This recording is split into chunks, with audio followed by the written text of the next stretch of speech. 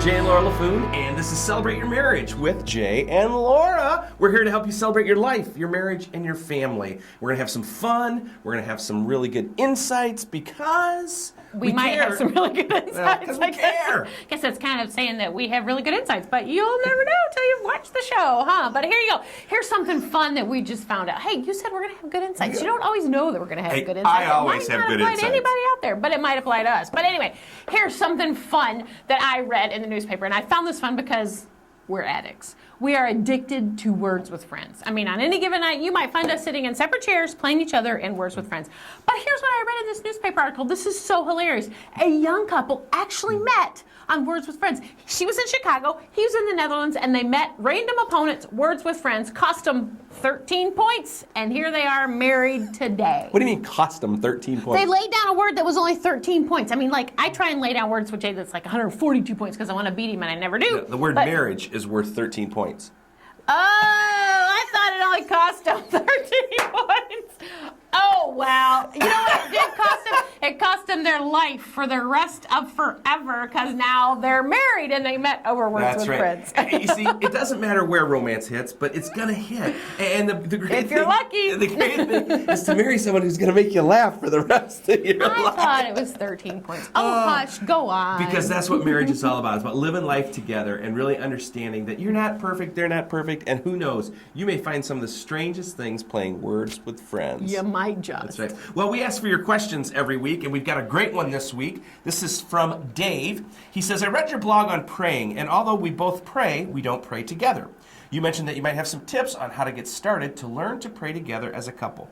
This is something I want for our marriage, and I hope you can help. Well, Dave, thanks for asking, and thanks for reading our blog, because we do put a lot of time and effort into the things that we blog about, because we care, again. But, Dave, here's what you need to know about praying together. First of all, Laura and I, we don't do it real well all the time.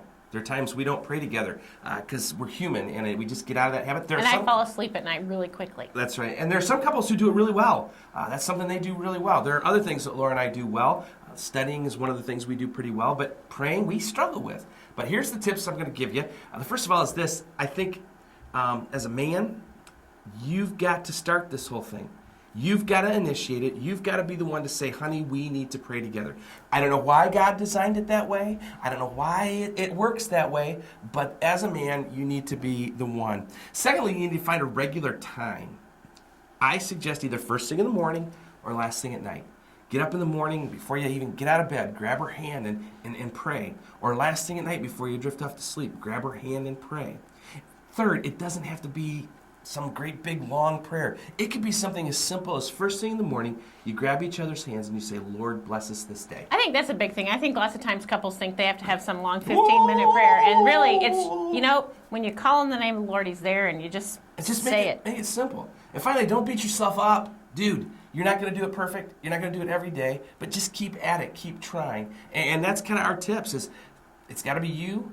Start simple and regular time. You know, one of the reasons Jay and I like doing this show for you is to help you connect, not only with each other, but with your family, with your friends, just connecting in your life. And so one of the ways we want to encourage you is by finding ways to encourage you to connect. And in every marriage, there's that time where you need to have those conversations, whether you just need to have a conversation about your kids, you need to have a conversation about the fact that you haven't gone on a date in a while, whatever it is. But what's the best time to have those conversations? The tough conversations. Yeah, well, sometimes they're tough, sometimes they're not. You just need to have a conversation. But here's what I found an interesting comment. For a man, they're all tough conversations because men don't like to talk.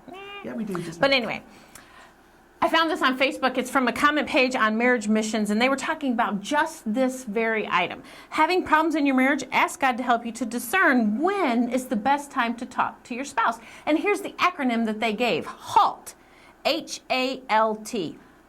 Don't do it when you're hungry, angry, lonely, or tired. Now, something we've always said is use the word hangry, hungry and angry. We never talk to Jay when he's hungry. I'm angry because I'm hungry, or I'm hungry because I'm angry, That's right. So looking at those times, don't have those discussions when you're hungry, angry, lonely, or tired. Remember that. Tired. Tired.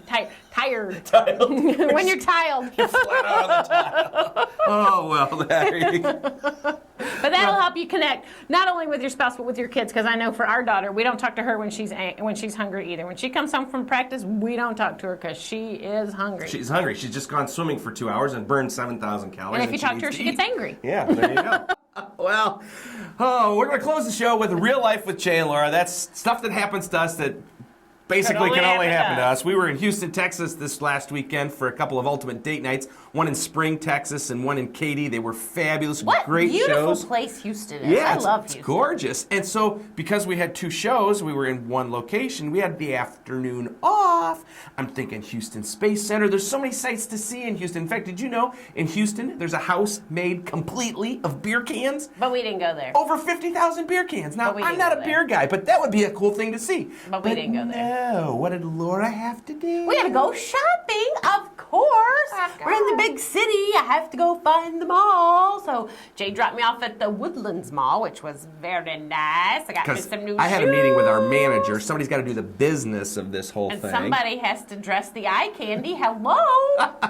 So anyway, I go to pick Laura up at the mall, and I pull up, and what do I see? And it can only be in Texas. True. Only be in Texas. Totally but true. in the parking lot of the mall, there are people riding horses.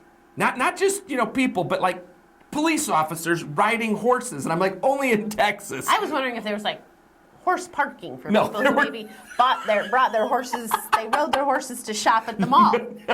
No, I don't think that was... That could happen in Texas. That could happen in Texas. Ride your horse up to the mall. But no, it was so funny. So I took a picture, and we want to share that picture with you right now.